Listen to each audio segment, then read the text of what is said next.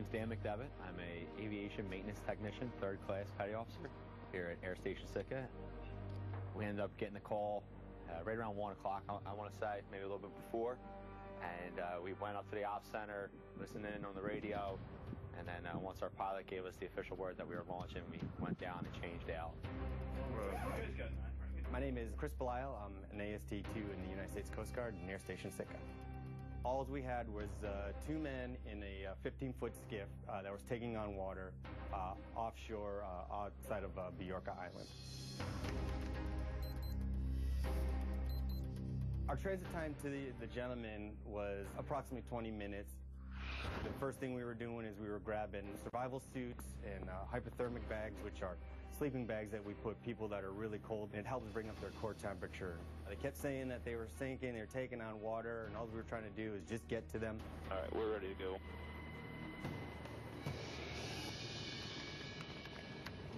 Visibility was just over a half mile when we launched.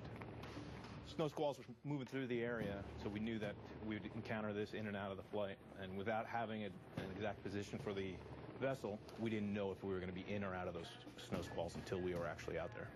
There's a needle again. Port back to the left. Heading direct to that position.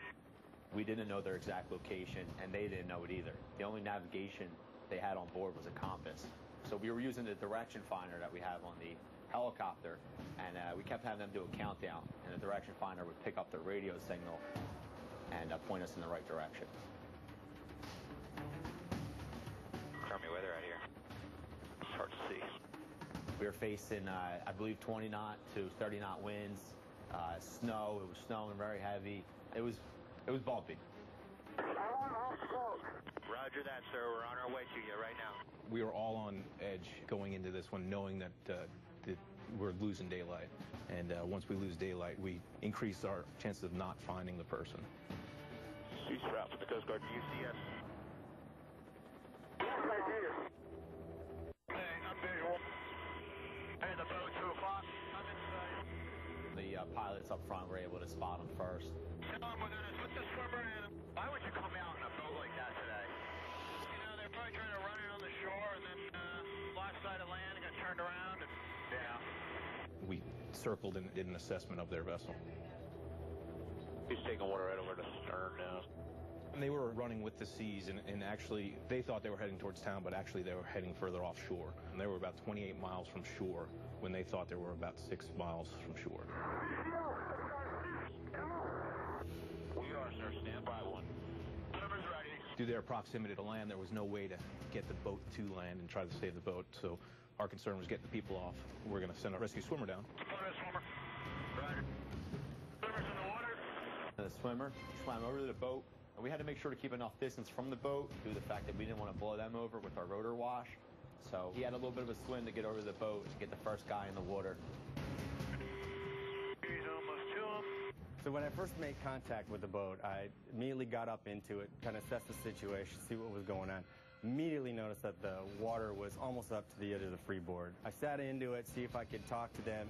Oh, that boat's going over. Yep. And immediately the boat started rolling, so I hopped off immediately before I threw everybody overboard. Right about then, that's when EJ, the bigger of the two, really wanted to get off. Ready for pickup. Ready for pickup. Master plan, 40 feet recovery of the survivor. Yes, on its way down. I got a hold of him, put him into our basket, which is what we always put our survivors in. It makes them feel safer. EJ was relatively big for this. Took me a little bit getting him in. Hold position. Taking a load. Basket clear of water. Where's the friggin' boat go? Basket's just below the cabin. Where's the boat go? The boat's going basket inside the cabin. Do a 360 sweep. Find me the boat, please.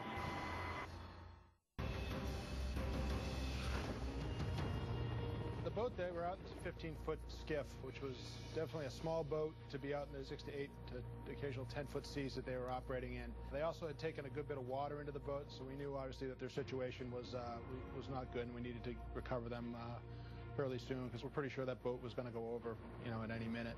Ready for pickup. Ready for pickup. Master plan, 40 feet recovery of the survivor. Yes, on its way down. I got a hold of him, put him into our basket, which is what we always put our survivors in. It makes them feel safer. EJ was relatively big for this. Took me a little bit getting him in. Hold position, taking a load. Fast and clear the water. Where's the friggin' boat go? Basket's just below the cabin. Where's the boat? Find the boat. You go basket inside the cabin. Do a 360 sweep. Find me the boat. After I get the first guy up, I turn my, I get him in the cabin, and I have my eyes in the cabin to get him mounted into the troop seat. And then I look back out the door, and the boat is now out of my frame of view. And I look down, and I see Chris, the swimmer, still in the water. So we end up picking Chris back up. Looking for the boat. I do not see the boat. Oh, Christ. There it is. All right, we're going to have to pick him up. He's forward. This is Heat Scout. I'm fine. The boat's fine. I'm just going to get back home. So point me in the right direction. He's forward. Roger. Stand by. Russian swimmer's through the water. He wants to go home on the boat. Point him in the right direction, and he wants to. Did he say that? Yeah. The guy still on the boat was trying to make it back to, the island because he didn't want to, obviously, wreck his boat or lose his boat. The guy in the boat's the diabetic one. His name's Adam. And he's also running the wrong way. I spoke with him on the radio and told him, no, he needed to get off the vessel. We were about an hour away from sunset, and there was no way that we were going to be able to vector him through the night. The vessel had no lights, and the sea state was not conducive to the vessel, and plus the vessel still was taken on water. Six Sprout, give you a heads up, Cap. You are 25 miles outside of town. Okay, so I need to go north. No, you need to go west. These waves are really messing me up. Yeah, Roger, Cap. I'm going to recommend we take you off the boat. So we encouraged him. He needed to get off the vessel. While we were doing this, Sitka being such a small town and it being a maritime town, a lot of people have VHF radios in their vehicles, in their houses. And we found out later that essentially a good portion of the town was listening to the SAR case unfold. And while I was trying to encourage the owner to get off the vessel, his grandfather actually gets on the radio. Adam, this is Pop. Leave the boat. His dad's out there. Man, where's the boat going to float to, though? Japan? Don't worry about it, Adam. You guys just come home. I don't want to. I know, okay. Coast Guard, here I come. The skipper, the final guy still on board, was diabetic, and it had been quite a few hours since he had ate last, and he threw up. So he wasn't in a full state of mind, I guess you could say. He was definitely getting a little delirious, and hence him trying to think he can make it back to land. Timer's ready. Begin the hoist. There it goes. Boat's going over. Boat's going over. He's up. Okay. Okay. Swimmer's on his way down. So they immediately lowered me down to the water. The good thing, Adam was smart and climbed on top of the boat, so it was at least up and out of the water. Immediately swam over to him, made contact. Sector, be advised, one survivor on board, second survivor, we're getting them right now. Boat just capsized. Survivor is accounted for, swimmer's on scene with them. Roger. I get a hold of him, I kind of brief him about what's going to happen. I just signaled for the helicopter to bring the basket, lowered the basket, and I put him in. Taking a load. A couple minutes later, they were hoisting me up, and we were on our way home. And Sector Juno, we have both survivors on board. If you could notify Sitka EMS so that we can have them on the ramp waiting to check these guys out. Roger, copy. My name is Adam Howard, and I've lived here in Sitka for my whole life.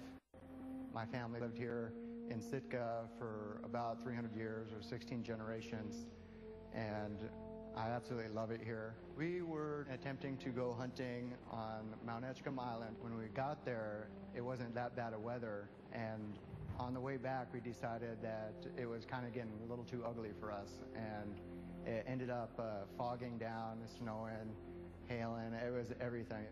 There's our ambulance. Hail is on deck.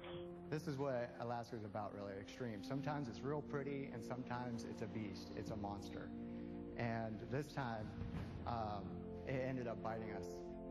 The Coast Guard, I'm very thankful for them for dropping everything that they're doing and just trying to help us out. And the whole community of Sitka is really unique because we will all pull together in a traumatic experience and be there for each other.